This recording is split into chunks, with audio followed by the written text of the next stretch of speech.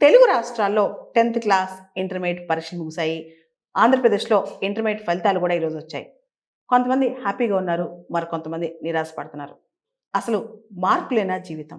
మార్కులొస్తే success అయినట్లేనా? రాబోయే కాలంలో, రాబోయే ప్రపంచంలో, రాబోయే రోజుల్లో అసలు మన లైఫ్‌కి, మార్కులకి పెద్ద సంబంధాలుండవు. స్మార్ట్‌గా ఎక్కడైనా, ఎలా అయినా బతికేయొచ్చు. ఎవరైనా మార్కులు తక్కువొచ్చినా, దాన్ని బట్టి మన లైఫ్ బావుంటదనో, బాగుపడిద్దనో అస్సలు డిసైడ్ అవ్వద్దు. అంటే మార్కులు తక్కువొస్తే బాగుపడదని, ఎక్కువొస్తే బాగుపడదని మార్కులకి, జీవితానికి పెద్ద సంబంధం ఉండదు. ఉదాహరణకు మనం 'సచిన్ టెండూల్కర్‌ని' తీసుకుందాం. 'సచిన్ టెండూల్కర్' 10వ తరగతి ఫెయిల్ అయ్యాడు. కానీ అక్కడికి ఆగలేదు. బ్యాట్ పట్టుకున్నాడు. గాడ్ ఆఫ్ క్రికెట్ అయ్యాడు. భారత రత్న అయ్యాడు. రాజ్యసభ ఎంపీగా ఉన్నాడు. ఒకటా, రెండా ఆయన అచీవ్‌మెంట్స్ ఎన్నో.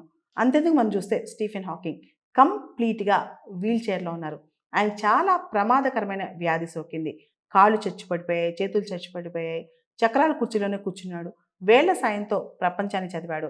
తనలోని శక్తిని బయట తీశాడు. గొప్ప పరిశోధకుడయ్యాడు. అంటే మనకి ఏ కష్టం వచ్చినా, ఎలాంటి కష్టం వచ్చినా అస్సలు కుంగిపోవద్దు. మార్కులే జీవితం కాదు. మనకింకా జీవితంలో చేయాల్సిన పనులు చాలా ఉన్నాయి కాబట్టి, ఫలితాల్లో అనుకున్న మార్కులు రాలేదనో, ఫెయిల్ అయిపోయానో అస్సలు కుంగిపోవద్దు. మీ ముందు ప్రపంచం ఉంది. నా జీవితమే నేను చిన్నప్పుడు చాలా సందర్భాల్లో ఫెయిల్ అయ్యాను. కానీ పెద్దయిన తర్వాత మాత్రం మనోధైర్యంతో జీవితం పోరాడుతున్నాను.